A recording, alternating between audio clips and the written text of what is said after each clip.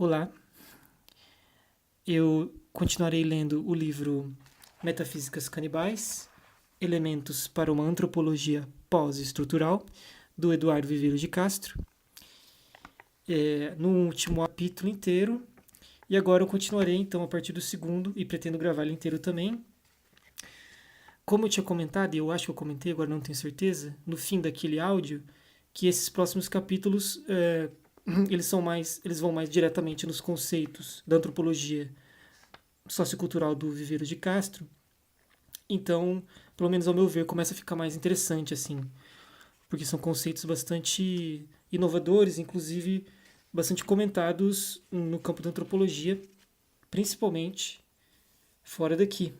São conceitos bastante respeitados e polêmicos também. Claro que, como todo conceito forte, digamos assim, seja na filosofia ou em qualquer outro campo, existem muitos opositores. Mas vamos lá. O segundo capítulo é intitulado Perspectivismo.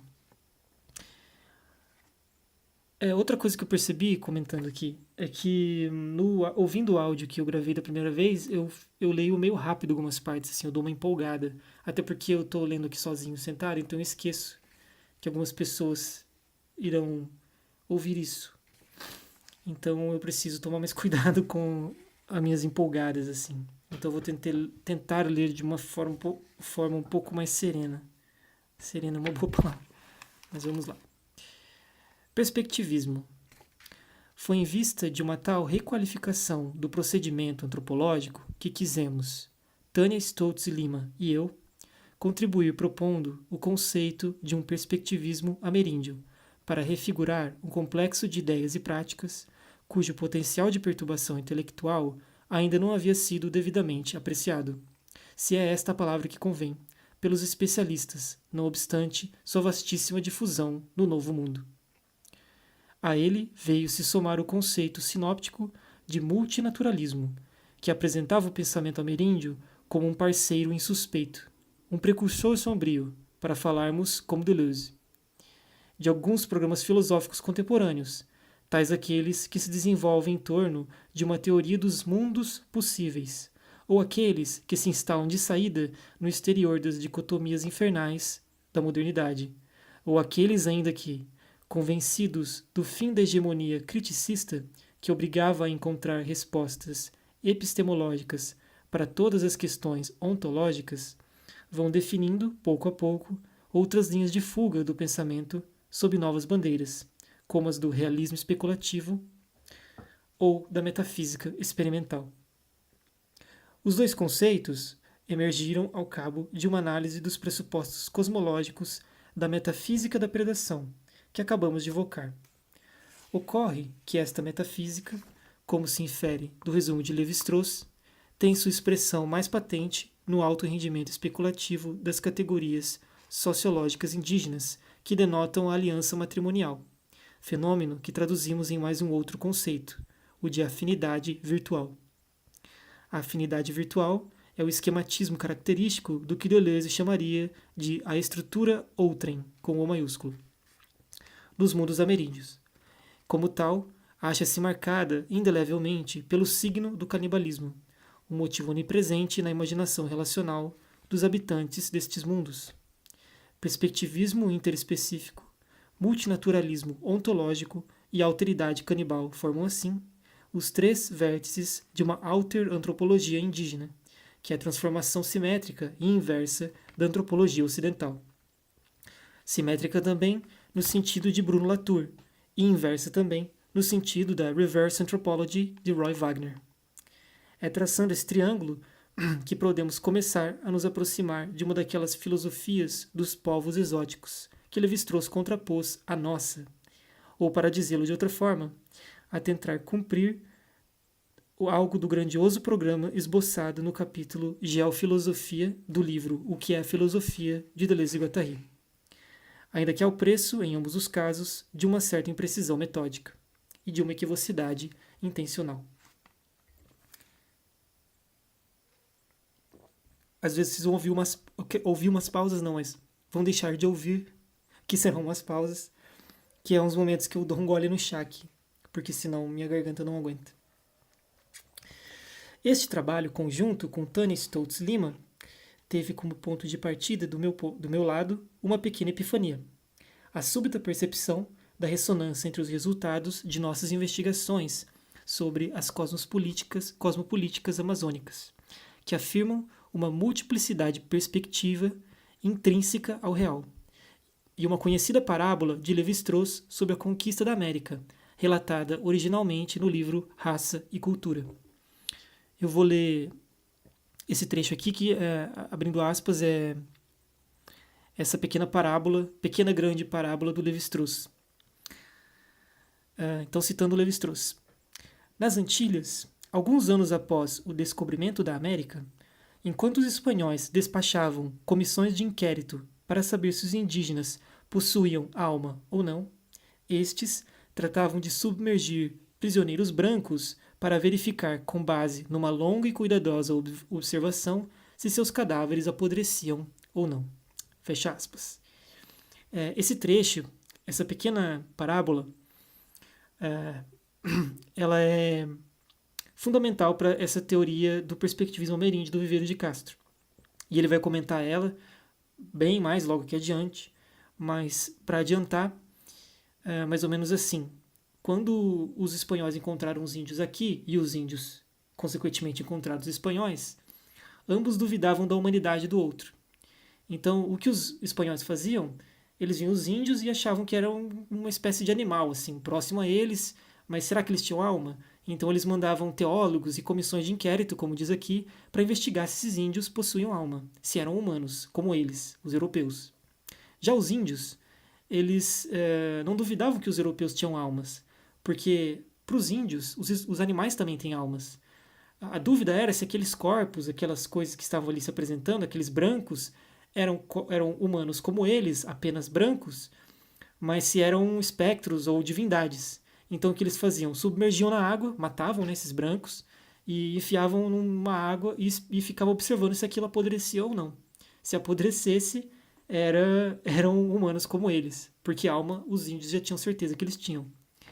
E aqui não fala, mas numa conferência do próprio Viveiro de Castro, ele conta uma parte do contexto dessa parábola, é que os índios, eles concluíram então que, já que são humanos como nós, então nós estamos ferrados.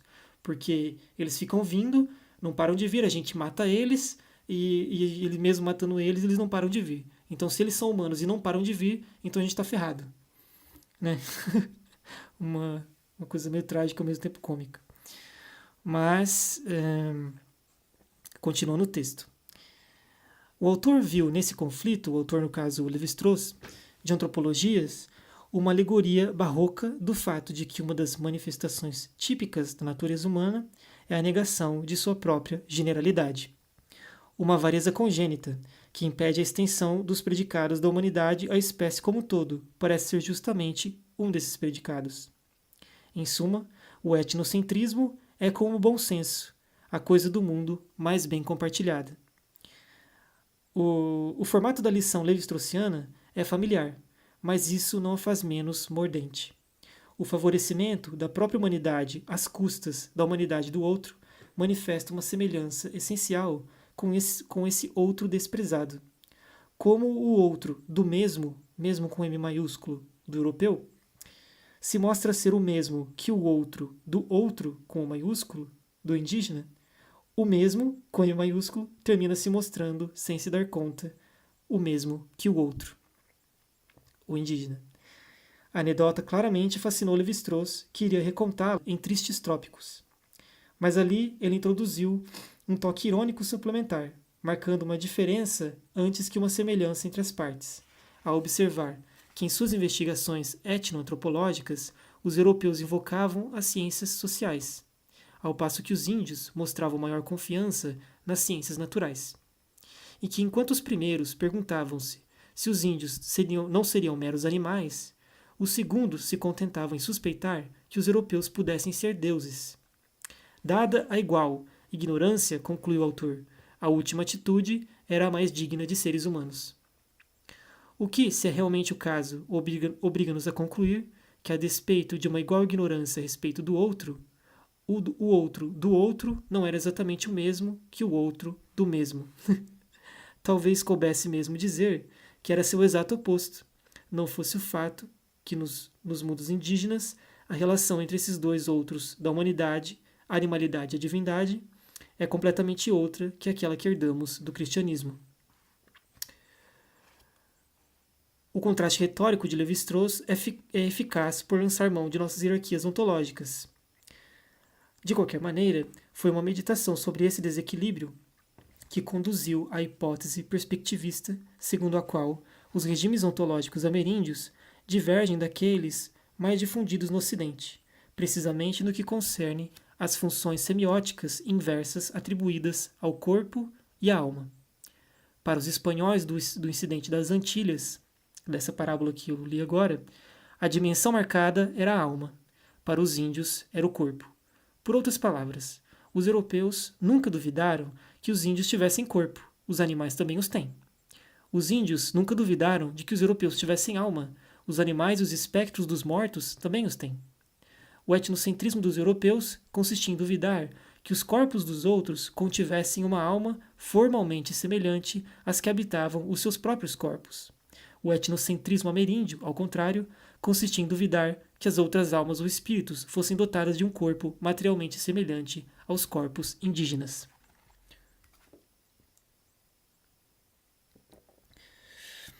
Nos termos da semiótica de Roy Wagner, melanesianista que logo viria a se revelar um mediador crucial para a teoria do perspectivismo ameríndio, na ontoantropologia europeia, o corpo pertenceria à dimensão do inato, ou do espontâneo, à natureza. Dimensão que é resultado contra-inventado de uma operação de simbolização convencionalizante, enquanto a alma seria a dimensão construída, fruto de uma simbolização diferenciante, que especifica e concretiza o mundo convencional ao traçar distinções radicais e delinear suas individualidades. Nos mundos indígenas, ao contrário, a alma é experienciada como uma manifestação da ordem convencional implícita em todas as coisas. Ela resume os aspectos em que seu possuidor é similar aos outros seres, para além dos aspectos em que ele difere deles. O corpo, ao contrário, pertenceria à esfera do que está sob a responsabilidade dos agentes. Ele é uma das figuras fundamentais que é preciso construir contra o fundo inato e universal de uma humanidade imanente. Em poucas palavras, a praxis europeia consiste em fazer almas e diferenciar culturas, a partir de um fundo corporal material dado, a natureza. Já a praxis indígena em fazer corpos e diferenciar espécies, a partir de um contínuo sócio-espiritual dado desde sempre no mito precisamente, como veremos. O sistema teórico de Wagner, conceitualmente denso e fortemente original, resiste a um resumo didático. Exortamos o leitor a experimentar diretamente o livro A Invenção da Cultura, que contém sua exposição mais elegante. Grosso modo, pode-se dizer que a semiótica wagneriana é uma teoria da praxis, humana e verossimilmente não humana, que a concebe como consistindo na operação recíproca e recursiva de dois e apenas dois modos de simbolização. O primeiro modo, o simbolismo convencional ou coletivizante, também chamado literal, em que os signos se organizam em contextos padronizados, domínios semânticos, linguagens formais, etc., e contrastam com um plano heterogêneo de referentes, isto é, em que são vistos como simbolizando algo outro que eles mesmos. E o segundo modo, o simbolismo diferenciante ou inventivo, também chamado de figurativo, modo em que o mundo de fenômenos representado pela simbolização convencional é apreendido como constituído de símbolos que representam a si mesmos, isto é, de eventos que se manifestam simultaneamente como símbolos e referentes, dissolvendo o contraste convencional. É importante observar, em primeiro lugar, que o mundo dos referentes, o real, é definido por Wagner como um efeito semiótico. O outro do signo é um outro signo, dotado de capacidade singular de representar a si mesmo. O modo de existência das entidades atuais, enquanto objetos ou ocasiões, é a tal tegoria. Em segundo lugar, deve-se sublinhar que o contraste entre dois modos é resultado de uma operação e uma percepção convencionalizante. A distinção entre invenção e convenção é ela própria convencional, mas ao mesmo tempo toda convenção é produzida por contra-invenção. Este contraste é, portanto, intrinsecamente recursivo, sobretudo se nos darmos conta de que as culturas humanas diferem fundamentalmente no que diz respeito ao modo de simbolização que privilegiam, convencionalmente, como elemento apropriado para a ação ou invenção, reservando o outro para a função de dado. As culturas, os macrosistemas humanos de convenções, se distinguem por aquilo que definem como pertencendo à esfera da responsabilidade dos agentes. O mundo do construído e aquilo que pertence pelo que é contraconstruído como pertencendo ao mundo do dado, isto é, do não construído. Citando Wagner, o cerne de todo e qualquer conjunto de convenções culturais é uma simples distinção quanto a que tipo de contextos os não convencionalizados ou os da própria convenção serão deliberadamente articulados no curso da ação humana, e que tipo de contextos serão contra-inventados, como motivação sob a máscara convencional do dado ou do inato. É claro que, para qualquer conjunto de convenções dado, seja ele o de uma tribo, uma comunidade, uma cultura ou uma classe social, há apenas duas possibilidades. Um povo que diferencia deliberadamente, sendo essa forma de sua ação, irá invariavelmente contra-inventar uma coletivização motivadora como inata. E um povo que coletiviza deliberadamente irá contra-inventar uma diferenciação motivadora dessa mesma maneira. Fim da citação do Wagner.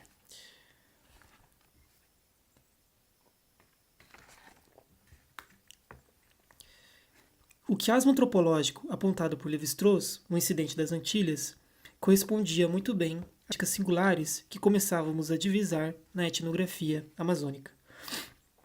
Primeiro, ele vinha confirmar, por uma via inesperada, a operação onipresente de uma economia da corporalidade, no seio mesmo de antologias que estavam então sendo redefinidas e renomeadas, algo unilateralmente como se vê, como animistas. Dizemos confirmar porque isso era algo que as mitológicas do Lévi-Strauss já tinham abundantemente estabelecido, mas era preciso saber tomá-las em seu sentido mais radical, isto é, como constituindo uma transformação mítica das transformações míticas que eram seu objeto. Ao descreverem em uma prosa que casava o rigor cartesiano e a verve rabelesiana, uma antropologia indígena formulada em termos de fluxos orgânicos e de codificações materiais, de multiplicidades sensíveis e de deveres animais, antes que nos termos espectrais de nossa própria antropologia, sufocada por um pavoroso palavrório jurídico-teológico. Considere a linguagem de direitos e deveres, regras e princípios, de categorias terminológicas e corporações de parentesco, de rituais e símbolos, em que é escrita a nossa disciplina.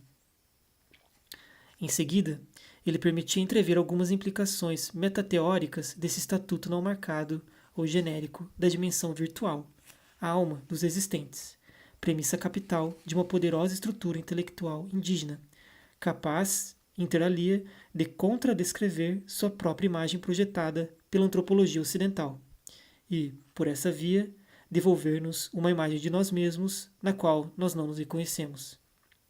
Foi essa dupla torção materialista e especulativa imprimida à representação usual, psicologista e positivista do animismo, que chamamos perspectivismo, em virtude de suas analogias, construídas ao menos tanto quanto constatadas, com as teses filosóficas associadas a esse rótulo, como as que se podem encontrar tanto em Leibniz como em Nietzsche, em Whitehead como em Deleuze. Como diversos etnólogos já o haviam notado, mas quase todos muito de passagem, numerosos povos, talvez todos do Novo Mundo, compartilham de uma concepção segundo a qual o mundo é composto por uma multiplicidade de pontos de vista.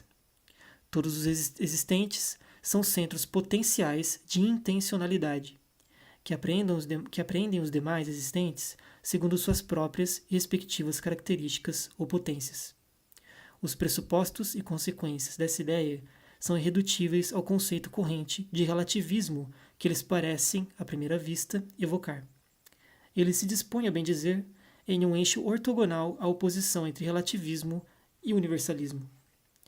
Tal resistência do perspectivismo ameríndio aos termos de nossos debates epistemológicos ameaça seriamente a transportabilidade das partições ontológicas que os alimentam. É a conclusão a que chegaram muitos antropólogos, embora por diversos outros motivos, quando argumentaram que a distância clássica entre natureza e cultura, artigo 1º da Constituição da Disciplina, em que ela fez seu voto de obediência à velha matriz metafísica ocidental, não pode ser utilizada para descrever dimensões ou domínios internos às cosmologias não ocidentais, sem passar antes por uma crítica etnológica rigorosa. Tal crítica, no caso presente, impunha a redistribuição dos predicados subsumidos nas duas séries paradigmáticas de natureza e da cultura, universal e particular, objetivo e subjetivo, físico e moral, fato e valor, dado e instituído, necessidade e espontaneidade, imanência e transcendência, corpo e espírito, animalidade e humanidade, e etc. Esse reembaralhamento das cartas conceituais levou-me a sugerir a expressão multinaturalismo, para designar um dos traços contrastivos do pensamento ameríndio em relação às cosmologias multiculturalistas modernas. Enquanto estas se apoiam na implicação mútua entre unicidade da natureza e multiplicidade das culturas, a primeira garantida pela universalidade objetiva dos corpos e da substância, a segunda gerada pela particularidade subjetiva dos espíritos e dos significados, a concepção ameríndia suporia, ao contrário, uma unidade do espírito e uma diversidade dos corpos. A cultura ou o sujeito seriam aqui a forma do universal, a natureza ou o objeto, a forma do particular. A etnografia da América indígena contém o tesouro de referências a uma teoria cosmopolítica que imagina um universo povoado por diferentes tipos de agências ou agentes subjetivos, humanos como não humanos, os deuses, os animais, os mortos, as plantas, os fenômenos meteorológicos, muitas vezes também os objetos e os artefatos. Todos providos de um mesmo conjunto básico de disposições perceptivas, apetitivas e cognitivas, ou, em poucas palavras, de uma alma semelhante. Essa semelhança inclui um mesmo modo que poderíamos chamar performativo de apercepção.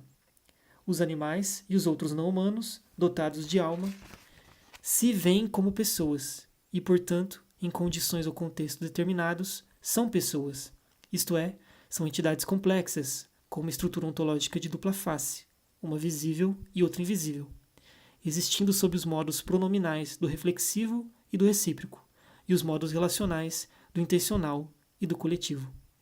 O que essas pessoas veem, entretanto, e que sorte de pessoas elas são, constitui precisamente um dos problemas filosóficos mais sérios postos por e para o pensamento indígena.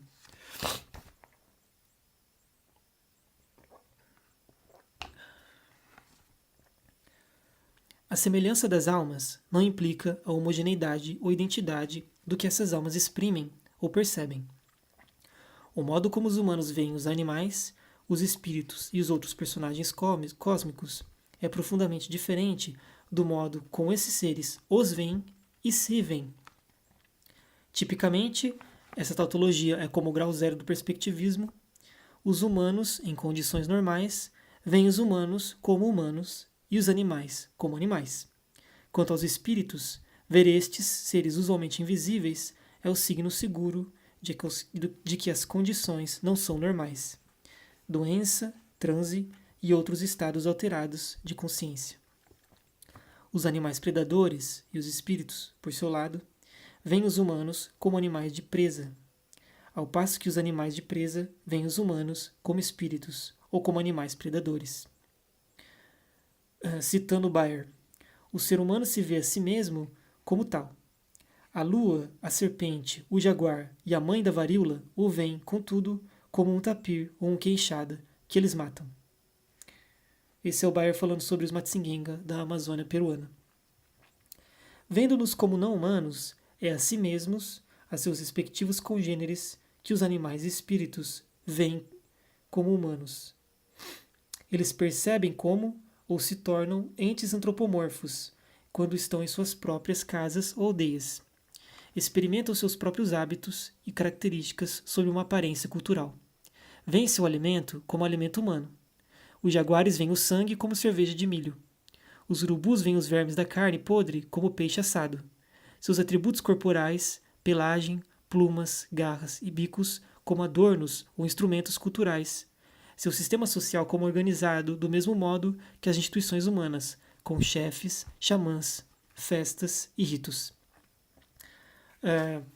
Obviamente que tudo isso aqui que ele está falando vai ser bem discutido ao longo desse livro, mas, novamente, para dar uma adiantada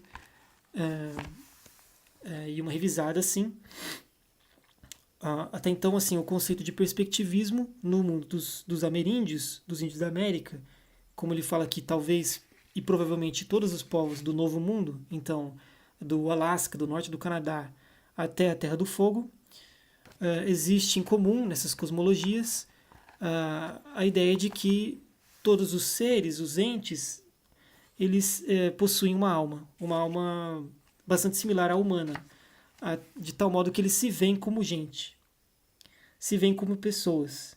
Mas o que acontece é que eles não nos veem, enquanto eles estão se vendo como pessoas, eles não nos veem como pessoas. Por exemplo, o jaguar, que é um animal ou a onça, por exemplo, que é um animal, um predador em relação a nós, eles se veem a si mesmos como humanos, mas nos veem como presas. Então eles vão enxergar a gente como um tapir ou um queixada, né? E quando eles estão comendo um queixadinha lá e bebendo seu sangue, eles se veem a si mesmos como humanos, por exemplo, comendo um churrasco e bebendo uma cerveja. Então a ideia do perspectivismo é exatamente essa, de que esses seres se enxergam a si mesmos como humanos. E enquanto fazem isso, nenhum outro dos outros entes e seres eles enxergam como sendo humanos. Inclusive eles vão ver a nós, por exemplo, um queixada, que é um animal que nós humanos comemos, vai olhar pra gente e vai ver um jaguar, que é um animal que caça eles. Da mesma forma que nós olhamos pro jaguar e vemos um jaguar. Mas isso tudo vai ser destrinchado, digamos, aqui. Mas é uma ideia bastante interessante. Então, continuando a leitura, algumas precisões são necessárias. O perspectivismo raramente se aplica a todos os animais, além de quase sempre englobar outros seres, no mínimo os mortos.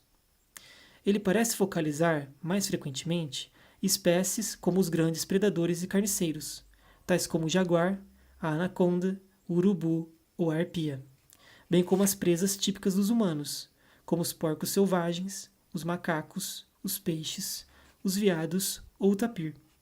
Com efeito, uma das dimensões básicas das inversões perspectivas diz respeito aos estatutos relativos e relacionais de predador e presa. A metafísica amazônica da predação é um contexto pragmático e teórico altamente propício ao perspectivismo. Isso dito, não é existente que não possa ser definido nos termos relacionais gerais de sua posição em uma escala relativa de potência predatória. Ou seja, todo ser ele se encontra numa escala de que em relação a que seres ele é predador e em relação a que seres ele é uma presa. Esse é um dos aspectos importantes dessa metafísica da predação. Seguindo o texto. Pois, se nem todos os existentes são pessoas de fato, o ponto fundamental está em que nada impede, de jure ou de direito, que qualquer espécie ou modo de ser o seja. Não se trata, em suma, de um problema de taxonomia, de classificação, de etnociência. Todos os animais e demais componentes do cosmos são intensivamente pessoas, virtualmente pessoas, porque qualquer um deles pode se revelar, se transformar em uma pessoa. Não se trata de realidade ontológica. A personitude e a perspectividade, a capacidade de ocupar um ponto de vista, são uma questão de grau, de contexto e de posição, antes que uma propriedade distintiva de tal ou qual espécie. Alguns não-humanos atualizam essa potencialidade de modo mais completo que outros.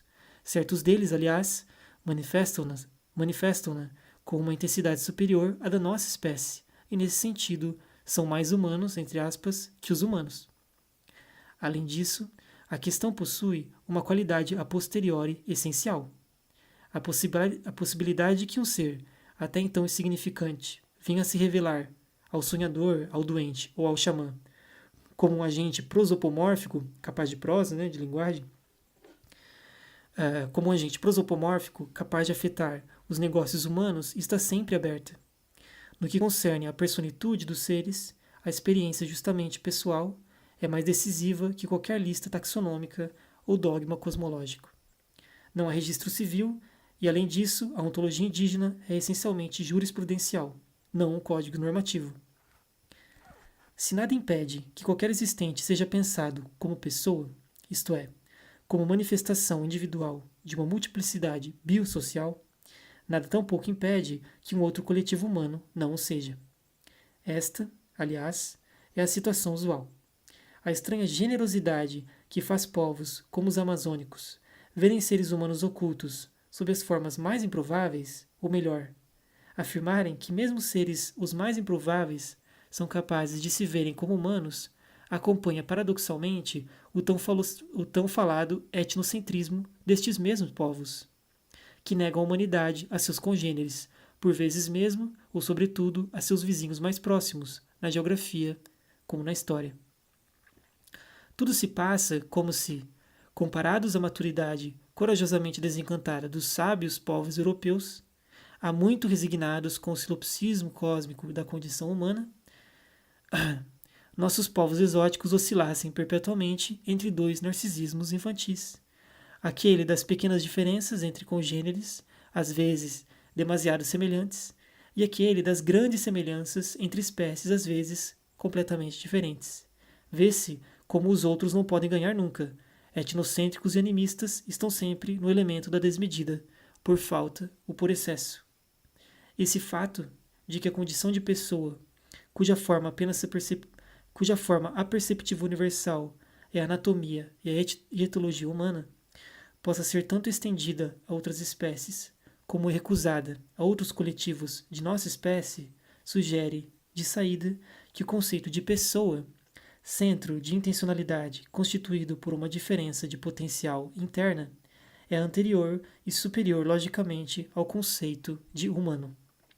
A humanidade é a posição do congênere, o modo reflexivo do coletivo, e como tal, é a derivada em relação às posições primárias de predador ou de presa, que envolvem necessariamente outros coletivos, outras multiplicidades, pessoais em situação de alteridade perspectiva. A semelhança ou congeneridade surge por suspensão deliberada, socialmente produzida de uma diferença predatória dada. Ela não a precede.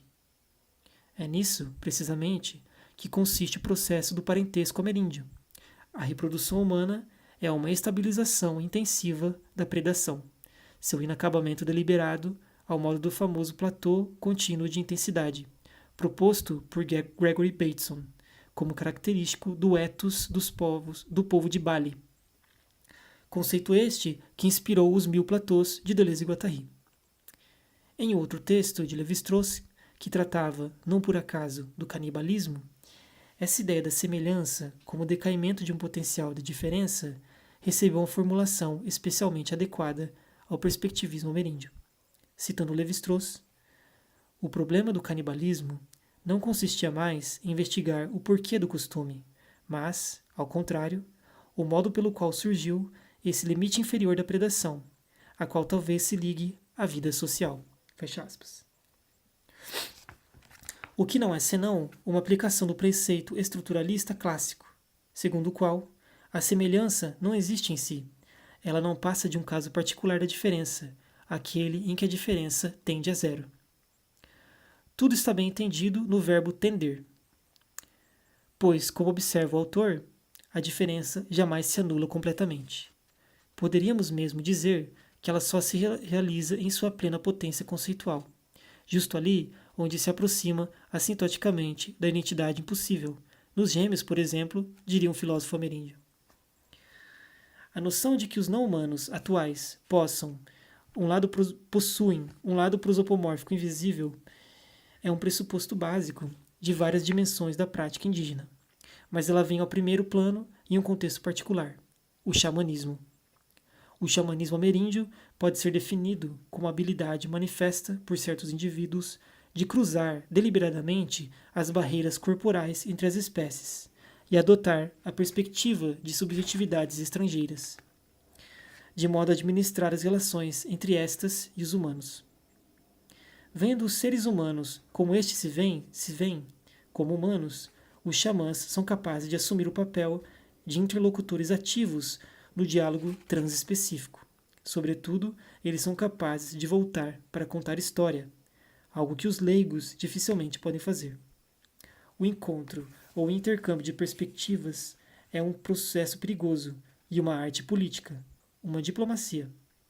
Se o multiculturalismo ocidental é o relativismo como política pública, a prática complacente da tolerância, o perspectivismo xamânico ameríndio é o multinaturalismo como política cósmica, o exercício exigente da precaução. O xamanismo é um modo de agir que implica um modo de conhecer, ou antes, um certo ideal de conhecimento. Tal ideal está, sob certos aspectos, na antípoda da epistemologia objetivista favorecida pela modernidade ocidental. Nesta última, a categoria de objeto fornece o telos. Conhecer é objetivar. É poder distinguir no objeto o que lhe é intrínseco do que pertence ao sujeito cognoscente e que, como tal, foi indevida ou inevitavelmente projetado no objeto. Conhecer, assim, é dessubjetivar, explicitar a parte do sujeito presente no objeto, de modo a reduzi-la a um mínimo ideal, ou ampliá-la demonstrativamente em vista da obtenção de efeitos críticos espetaculares. Os sujeitos, tanto quanto os objetos, são concebidos como resultantes de processos de objetivação. O sujeito se constitui ou reconhece a si mesmo nos objetos que produz, e se conhece objetivamente quando consegue se ver de fora como um isso. Nosso jogo epistemológico se chama objetivação. O que não foi objetivado permanece irreal e abstrato. A forma do outro é a coisa. O xamanismo ameríndio é guiado pelo ideal inverso. Conhecer é personificar, tomar o ponto de vista daquilo que deve ser conhecido, ou antes, daquele, pois a questão é de saber o quem das coisas, como diria Guimarães Rosa. Saber indispensável para responder com inteligência à questão do porquê. A forma do outro é a pessoa. Poderíamos dizer que a personificação ou a subjetivação xamânicas refletem uma propensão geral a universalizar a atitude intencional, identificada por certos filósofos modernos da mente, ou filósofos da mente moderna, como um dos dispositivos inferenciais de base. Sendo mais precisos, visto que os índios são perfeitamente capazes de adotar as atitudes física e funcional em sua vida cotidiana, diríamos que estamos aqui diante de um ideal epistemológico, que longe de buscar reduzir a intencionalidade ambiente a zero, a fim de atingir uma representação absolutamente objetiva do mundo, faz a aposta inversa. O conhecimento verdadeiro visa a revelação de um máximo de intencionalidade, por via de um processo de abdução de agência, sistemático e deliberado. Dizíamos acima que o xamanismo era uma arte política. Dizemos agora que ele é uma arte política, pois a boa interpretação xamânica é aquela que consegue ver em cada evento como sendo, em verdade, uma ação, uma expressão de estados ou predicados intencionais de algum agente. O sucesso interpretativo é diretamente proporcional à ordem de intencionalidade que se consegue atribuir ao objeto, ao noema. Um comentário aqui, de uma forma simplificada, o nosso conhecimento, o conhecimento ocidental, e é o que nós entendemos mesmo por conhecimento, é ser objetivo, objetificar as coisas, objetivar as coisas. Então, por exemplo, mesmo quando você conhecer alguma coisa que é abstrata como a mente, o que se faz é traduzir isso em objetos que possam ser conhecidos pela experiência, né? Como impulsos, sei lá, corporais, efeitos químicos e físicos dentro do corpo, enfim. Então, você tira tudo que for possível de sujeito naquele objeto que você quer conhecer, para que você esteja realmente conhecendo ele como ele é mesmo, que é sem o sujeito.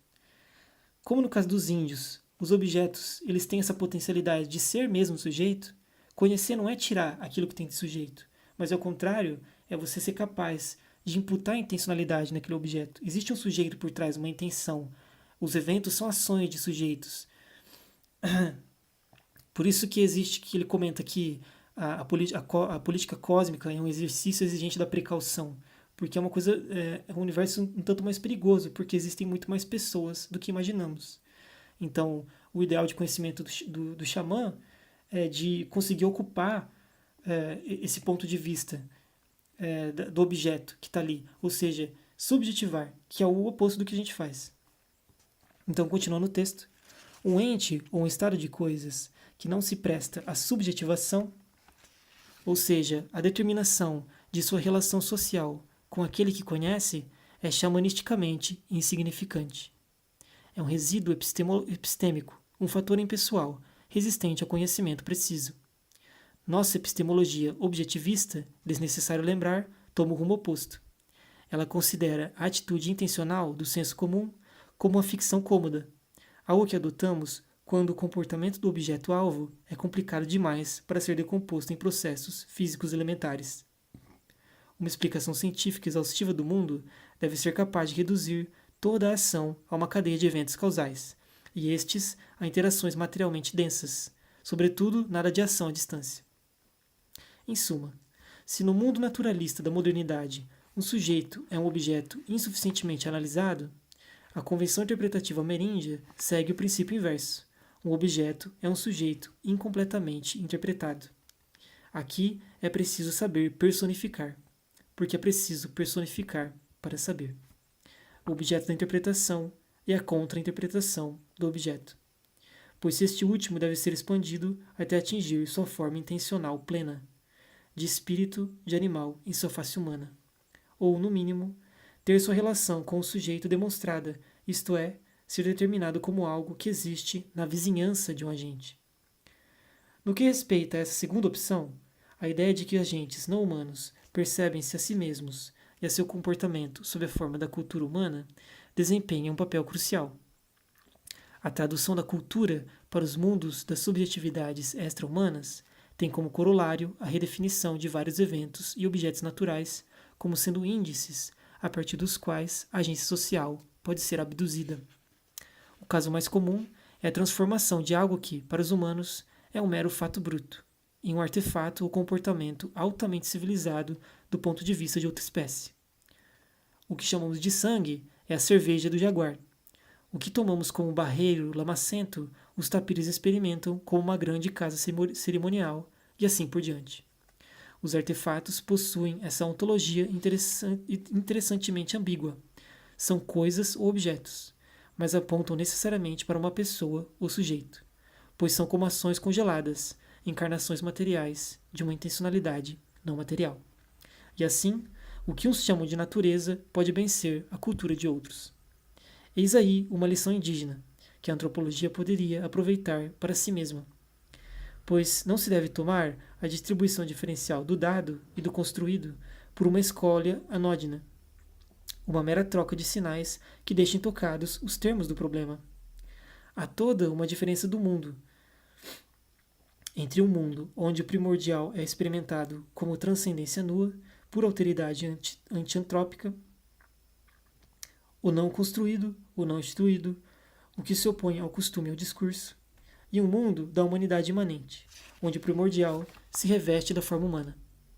Essa pressuposição antropomórfica do mundo indígena contrasta incompativelmente com o obstinado esforço antropocêntrico de construir o humano como não dado, como a essência mesmo do não dado, esforço que transparece na filosofia ocidental, inclusive naquela de orientação mais, digamos, avançada. Sublinha-se, porém, muito ao contrário de nossas fantasias a despeito do paraíso narcísico dos povos exóticos, antropologia versão Disney, a pressuposição radical do humano não torna o mundo indígena mais familiar nem mais reconfortante.